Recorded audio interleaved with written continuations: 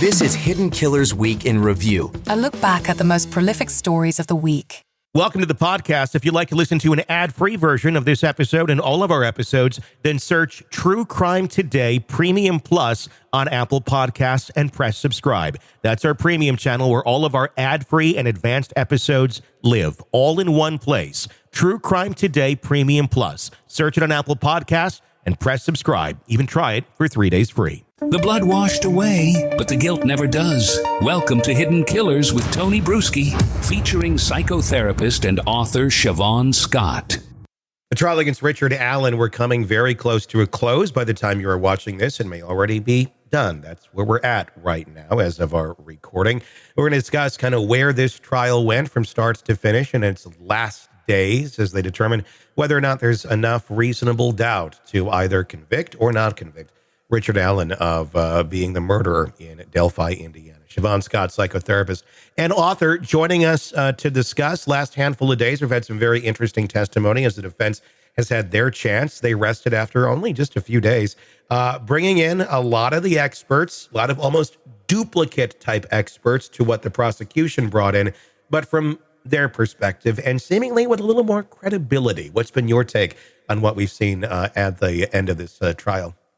I am so pleased at the quality of the experts the defense has brought in, and I have tried to keep a very open mind on this case. It's been a weird case, but I've said for a long time, one of the most core factors, certainly in looking at guilt or innocence of Richard Allen for me, has been the timeline of when his psychotic symptoms started and how that aligns with the confessions, the 60 plus confessions. Mm-hmm. And I feel like I got answers to that. I took pages and pages of notes that now it's been broken down. And what I have learned is that we had a man who entered the prison that he's in with no psychotic symptoms. Mm-hmm. Now, he did have a diagnosis that he had had since childhood of major depressive disorder, which some people with major depression can become psychotic. Mm-hmm. And certainly under stress, they're more prone to it than other people. And we also know that people who are psychotic may very well confess to things that they didn't do. And so when we're looking at, is this a legit confession or is this a false hallucination, delusion confession? We have to know, were they psychotic when they started making the confessions? So we know that the first 4 months, according to Dr. Walla, who was the prison psychologist, Richard Allen was not psychotic. And then after 4 months, he had a religious conversion that happened very quickly. He began sleeping with his Bible and talking about wanting to be forgiven. And it happened like that. Mm-hmm. I think this was I believe it was in March. Yes, March 23.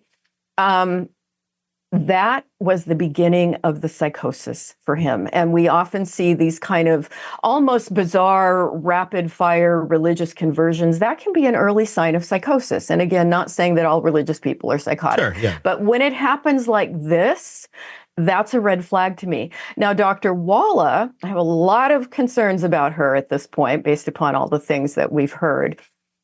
She consistently maintained that when he started with some of the bizarre behavior, he was malingering, which means feigning symptoms for some kind of benefit.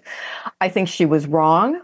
And clearly, over the course of the few weeks after that religious conversion, he became increasingly psychotic. The eating feces, the naked, the masturbating while singing. I mean, just the bizarre behavior.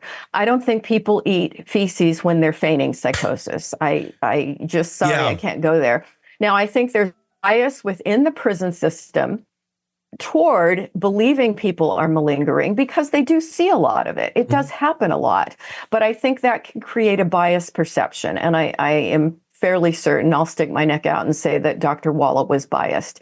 This is also the psychologist who was inundated, with her true crime material. And we know a lot of the stuff online has been painting him as guilty, for a long time now, ever since he was targeted as a suspect. Yeah. So I think we had very poor treatment with Dr. Walla. There was no testing done. We can do psych testing that looks for malingering. That was never done. I don't see any excuse for that. I mean, to me, that's, malpractice. Eventually, Dr. Walla did call in her supervisor and another clinical person to take a look at him. And that's when they decided, okay, he is psychotic, and let's start some Haldol. They gave him an injection of Haldol. Was that the right medication? Not everybody responds to Haldol. It's an older medication. It's cheap. It was worth a try. I don't know that it helped. It may have helped a bit. But he did start to improve over time after he had had another dose and doses after that. So I think there was no question he was psychotic. I think he was psychotic before Dr. Walla understood what was happening. And I think maybe at that point she had difficulty backtracking. So that's why she called in some other people to take a look. And then we had testimony from, it was Dr. Westcott, who's a neuropsychologist, excellent credentials. And she did testing. She spent hours and hours with him, looked over all the records, and ended up with a 127-page report on this. And I think she did excellent work. It was well documented that he was psychotic. He had been psychotic for after the first 4 months of solitary confinement. He did have major depressive disorder. In addition to the psychotic, he was anxious, and that he was definitely not malingering and hadn't been malingering. Mm-hmm. So to me, this really tips the scale that these confessions are not credible. Why do you think it is that Dr. Walla didn't, do her due diligence on that until after a while calling other people in? I mean, like you said, it's malpractice at a certain point where it's why? I mean, if she wants to do certain tests, can she do them? Does she need a court approval? Does she need investigative approval or something to do that with the client? Or is that up to the doctor at that point? I am guessing that it was within her discretion to choose to do it or not do it. And it makes no sense to me because I always will look back on, somebody's unusual symptoms. And if I don't understand what's going on, immediately you get another set of eyes on the person, you get some more opinions. And if you can have testing done that's going to give diagnostic clarification, that's the ethical thing that you do. And you fight for that. So this is, I think, a case of malpractice, with the treatment he received in prison. She was seeing him for a long period of time. She was seeing him daily. Yeah. But I have real concerns about her possible bias, that she had already decided he was guilty and therefore was looking through a lens and a filter that she only saw what she wanted to believe. It's scary. Which is horrible. The whole case of Richard Allen, we look back on it, and it's just one misstep after another. I mean, there's just so many things that were not done right or ethically in this entire case. Take his guilt or innocence out of it. It's like, could you guys have done a worse job at handling all these things? And what got me about the trial so much was how they were so gung-ho to go into this, knowing the stuff was going to be presented publicly and thinking it was going to be effective or powerful, or that no one was going to go, the hell were you doing? None of this was by the book. None of this really adds up. Was that a product of just kind of a group think where everybody in this small town, they thought they had their guy. They're all kind of working together on this with the prosecution, and they're just la, la, la, la, la. We're not going to hear anybody else's input and just plowed forward. Mm-hmm.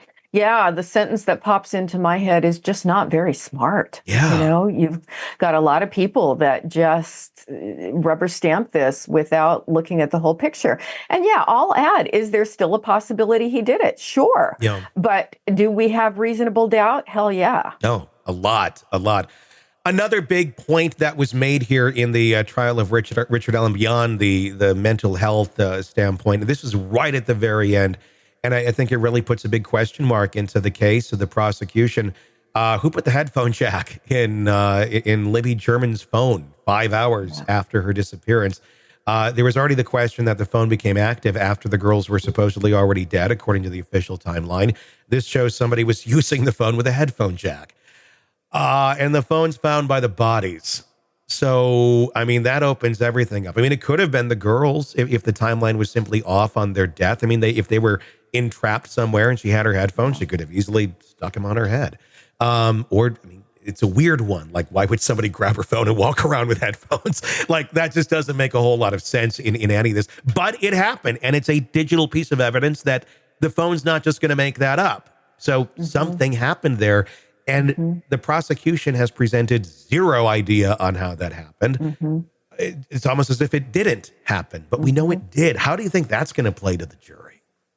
I am, sometimes I'm surprised by what juries do, but this is just one of the weirdest cases I think we've seen. We see a lot of horrible cases. This one is horrible, but it's also got so many weird elements to it that just at this point, from what we're seeing, they don't make sense. And that's just another strange piece that it's hard to create a scenario to understand it. This, it's kind of legally, but I'm not asking for the legal answer to this question. I'm asking more so if someone came to you as saying, I need an expert witness on this, where if he's found innocent and they go, oh, he wants to sue the shit out of everyone now. How good of a case do you think he has in terms of psychologically what was done incorrectly? I know you used the word malpractice there.